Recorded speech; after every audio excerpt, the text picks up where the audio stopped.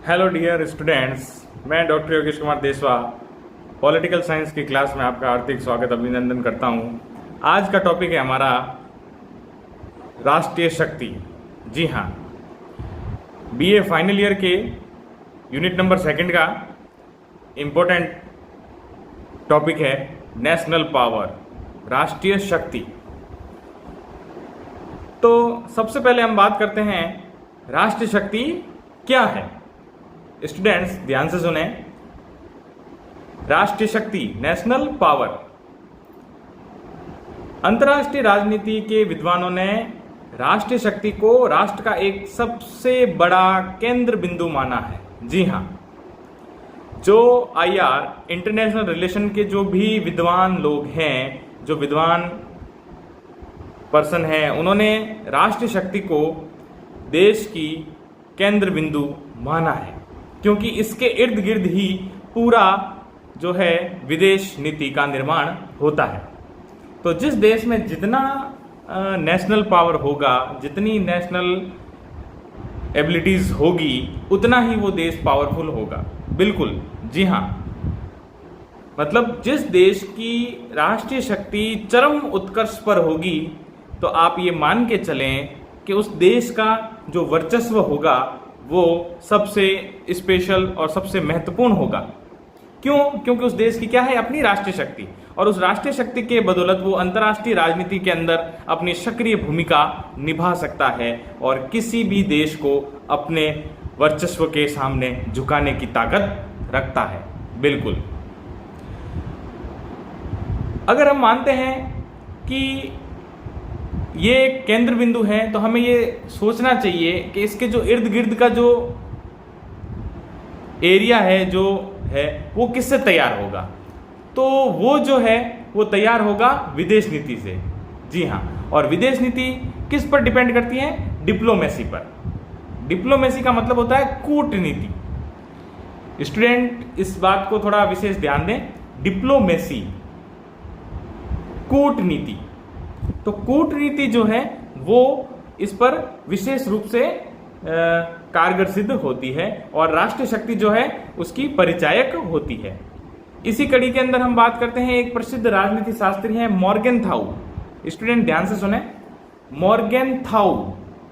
मॉर्गेनथाउ क्या कहता है राष्ट्रीय शक्ति के बारे में, कि राष्ट्रीय शक्ति राष्ट्र की वह शक्ति है जिसके आधार पर कोई व्यक्ति दूसरे राष्ट्रों के कार्यों, व्यवहारों और नीतियों पर प्रभाव एवं नियंत्रण रखने की चेष्टा करता है। यह राष्ट्र की वह क्षमता है जिसके बल पर वह दूसरे राष्ट्रों को अपनी इच्छा के अनुसार कोई भी कार्य करा लेता है। मॉर्गेनथाउ ने बड़े ही सुंदर शब्दों में हमें बताया कि राष्ट्रीय शक्ति जो है वो इतनी पावरफुल होती है कि वो दूसरे देश को अपनी तरफ जो है अपनी इच्छा के अनुसार कार्य करने के लिए मजबूर कर लेती है और दूसरे देशों के कार्य, उनके व्यवहारों और उनके हर प्रकार की नीतियों पर प्रभाव डाल सकता है। तो आपका देश जितना राष्ट्रीय शक्ति से परिपूर्ण होगा, उतना ही वो विदेशों के अंदर अपने प्रभुत्व को साबित कर सकता है। अब ये तो था इंट्रोडक्शन ऑफ नेशनल पावर, राष्ट्रीय शक्ति का परिचय, कि भाई राष्ट्रीय शक्ति क्या है। तो राष्ट्रीय शक्ति बड़ी इंपॉर्टेंट चीज है किसी राष्ट्र के लिए, क्योंकि इससे ही उसकी वर्चस्व की और उसके आर्थिक उन्नति और विकास का जो क्रम है उसका निर्धारण होता है। क्योंकि आप आर्थिक रूप से संपन्न हैं, व्यापारिक रूप से संपन्न हैं, हर फैक्टर में अगर आप संपन्न हैं और आपके पास में हर चीज अवेलेबल है जो आपके नेशन को पावर दे रहा है, जो आपके राष्ट्र को शक्ति दे रहा है, अगर ये सारी चीजें हो रही है तो आप मान के चलें कि आप विकसित देश की श्रेणी में हैं। बिल्कुल, जिस देश का जितना नेशनल पावर बढ़ेगा वो उतना ही उन्नति करेगा, उतना ही विकास करेगा, उतना ही प्रवृत्त होगा अपने विकास के क्रम पर, और वो ऑटोमेटिकली विकसित कहलाएगा, क्योंकि आपके पास में वो सारे साधन हैं जिसके बदौलत आपका देश राष्ट्रीय शक्ति से परिपूर्ण है। यानी आप डेवलप हो चुके हो, आपका देश डेवलप है, पूर्ण रूप से आपके पास में सारे साधन उपलब्ध हैं, इट मीन्स आप पूर्ण रूप से तैयार हैं अपने अंतर्राष्ट्रीय राजनीति के अंदर अपनी सक्रिय भूमिका के लिए तैयार हैं। बिल्कुल। अब हम बात करते हैं कि राष्ट्रीय शक्ति के तत्व क्या हो सकते हैं, एलिमेंट ऑफ नेशनल पावर। कौन से ऐसे तत्व हैं जिनसे ये पता चलता है कि उस देश के अंदर पावर है। हाँ, मतलब आप कैसे ये बता सकते हैं कि इस देश में पावर है, तो उन पावर के क्या स्रोत हैं, उनके तत्व क्या क्या हैं, आज हम उन पर भी चर्चा करते हैं।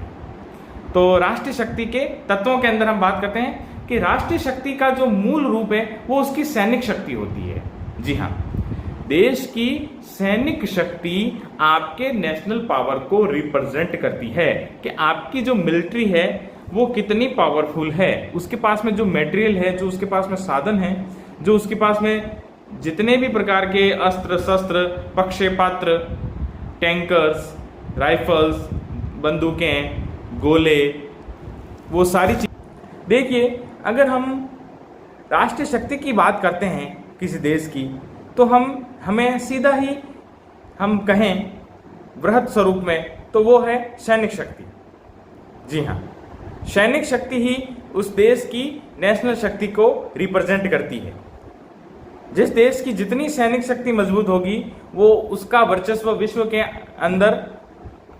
अन्य देशों के अंदर अपना वर्चस्व साबित करने के लिए बिल्कुल कारगर सिद्ध होगी। लेकिन अब ये जो नेशनल पावर का जो सबसे महत्वपूर्ण अंग जो है मिलिट्री, अब इस मिलिट्री को सफल कौन बनाता है, इसके सहायक तत्वों के रूप में कौन कौन से काम करते हैं, उस पर भी हम कुछ चर्चा कर लें कि भाई किसी देश की जो सैनिक शक्ति है वो तो उसकी राष्ट्रीय शक्ति है ही, लेकिन इस सैनिक शक्ति को अनुकूल वातावरण कौन प्रदान करता है और कौन से राष्ट्र के ऐसे कौन कौन से तत्व हैं, सहायक तत्व, जो मिलिट्री को अनुकूल वातावरण प्रदान करते हैं जिससे वो और अधिक शक्तिशाली हो।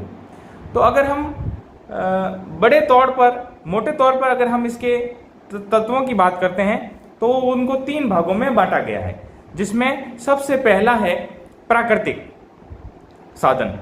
जी हाँ, और दूसरा है सामाजिक साधन, और तीसरा है प्रत्यात्मक साधन।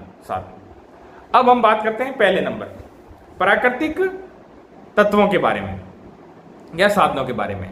अब प्राकृतिक तत्वों में क्या क्या है, एक तो देश की भौगोलिक विशेषताएं क्या है, उसका ज्योग्राफी क्या है, उस देश के अंदर कैसी ज्योग्राफी, स्थलाकृति कैसी है, पठार कैसे हैं, नदियां नाले कैसे हैं, वहां पर किस प्रकार की ज्योग्राफी है उस देश की, वो भी राष्ट्रीय शक्ति की परिचायक होती है।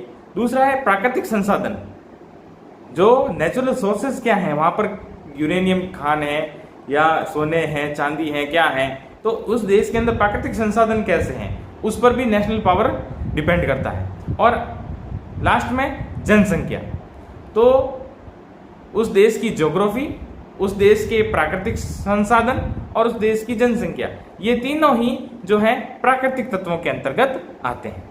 अब बात करते हैं तत्व नंबर दूसरा, सामाजिक तत्व। सामाजिक तत्व कौन कौन से हैं, उसके अंदर सबसे पहले हम ले लेते हैं आर्थिक विकास को, कि देश का जो है आर्थिक विकास कैसे बढ़ रहा है, उसका आर्थिक विकास की दर क्या है, उस पर डिपेंड करेगा नेशनल पावर।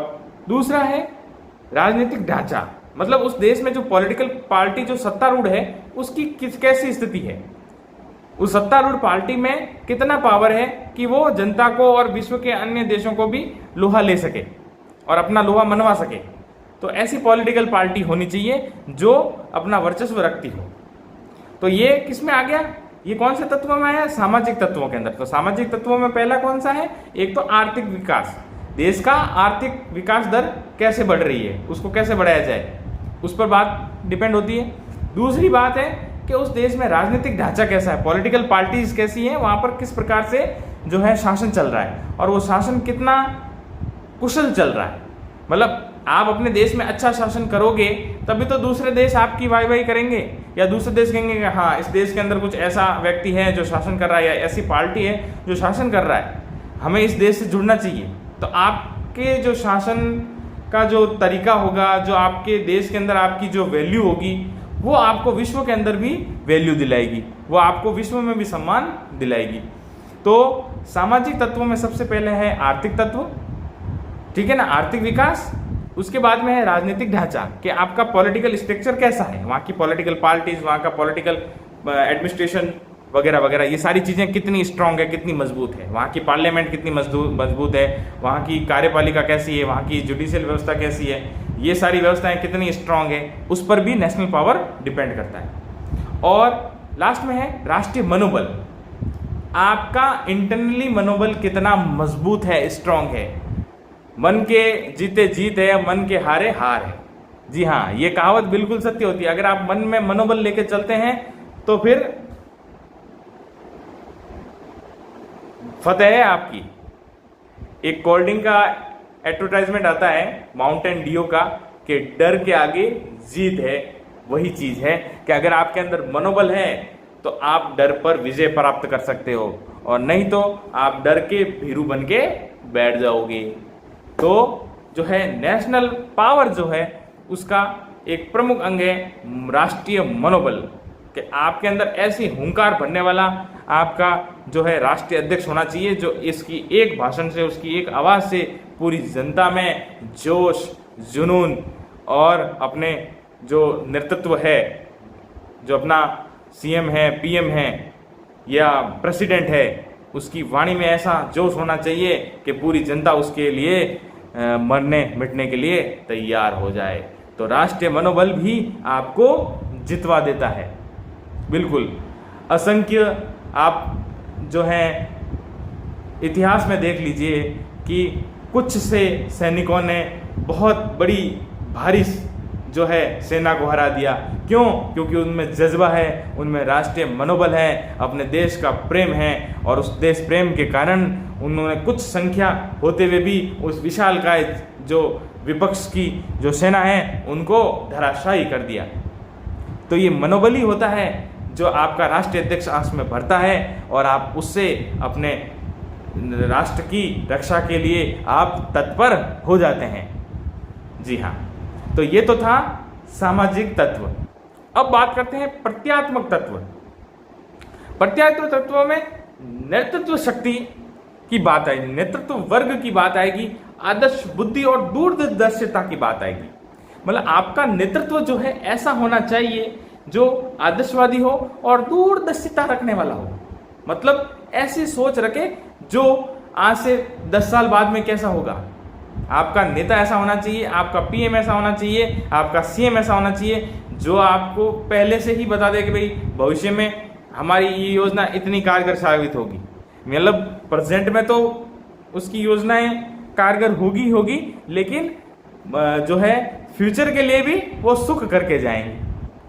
तो ये तो हुआ एक स्पेशल चीज कि भाई आप में एक ऐसा नेतृत्व होना चाहिए, एक राष्ट्रीय चरित्र के अंदर, राष्ट्रीय आदर्श में, राष्ट्रीय नेतृत्व, ये जो चीजें हैं वो बहुत ही इम्पोर्टेंट होती है किसी देश के नेतृत्व के अंदर, बहुत ज़्यादा इम्पोर्टेंट है। तो आपका जो राष्ट्र का जो मुखिया है, प्रेसिडेंट या प्राइम मिनिस्टर, उसके अंदर नेतृत्व बल बहुत ही ज़्यादा होना चाहिए। नेतृत्व बल इतना मजबूत होना चाहिए कि आप अपना शासन सुचारू रूप से चला सके। आपकी बुद्धि इतनी आदर्शवादी होनी चाहिए कि आप समय पर डिसीजन ले सकें और कल्याणकारी, लोक कल्याणकारी राज्य की स्थापना के जो सिद्धांत हैं उनको फॉलो करें और तुरंत प्रभाव से अपने देश में विकासात्मक जो है जो भी योजनाएं हैं उनको क्रियान्वित करें। और इसके साथ में दूरदर्शिता भी होनी चाहिए, उसमें नेतृत्व के साथ साथ दूरदर्शिता भी होनी चाहिए और राष्ट्रीय चरित्र भी होना चाहिए कि अपने राष्ट्र के लिए वो एक साफ छवि वाला होना चाहिए, अच्छी छवि वाला होना चाहिए, बेदाग होना चाहिए, जिससे जनता आपसे कुछ सीखे, हमारे नेता से कुछ सीखे कि हमारा नेता इतना साफ छवि का है, इतना स्वच्छ दिल का है, साफ दिल और अच्छी नीयत और अच्छी बुद्धि और अच्छी दूरदर्शिता, ये जब जिस व्यक्ति के अंदर आ जाते हैं वो जरूर एक अच्छा शासक बनता है। तो ये सारी चीजें जो हैं वो राष्ट्रीय शक्ति के प्रमुख तत्वों के रूप में आती है। तो आज की क्लास के अंदर हमने राष्ट्रीय शक्ति के बारे में पढ़ा कि राष्ट्रीय शक्ति जो है हर देश की केंद्र बिंदु हम उसे मानते हैं, क्योंकि इससे ही उस राष्ट्र की सारी जो है डिपेंड करता है, उसका जो है विदेश नीति डिपेंड करती है। विश्व के देश आपसे कैसा व्यवहार करेंगे, आप विश्व के देशों के साथ में कैसा व्यवहार कर सकते हो, आप जो है बाह्य संप्रभुता के लिए स्वतंत्र हैं, संपूर्ण प्रभुत्व संपन्न गणराज्य के आप आंतरिक और बाह्य रूप से स्वतंत्र हैं, अपनी नीतियों का द्वारा अपनी कुशाग्र बुद्धि का परिचय दे रहे हैं, आपकी जो डिप्लोमेसी है, जो विदेश नीति है और विदेश नीति के जो सिद्धांत हैं उसको फॉलो कर रहे हो, और राष्ट्रीय शक्ति को आप चरम पर पहुंचा रहे हो, तो बिल्कुल आप विश्व के किसी भी देश को लोहे की टक्कर दे सकते हो और अपना लोहा मनवा सकते हो। अब राष्ट्र शक्ति के परिचय के बाद में हमने पढ़ा राष्ट्रीय शक्ति के तत्व। जी हाँ, तो तत्व मैंने 3 प्रकार के बताए हैं बृहत स्वरूप में, बड़े स्वरूप में। एक तो प्राकृतिक तत्व, दूसरा सामाजिक तत्व और तीसरा प्रत्यात्मक तत्व। जी हाँ, तो आज का टॉपिक यही समाप्त होता है। धन्यवाद।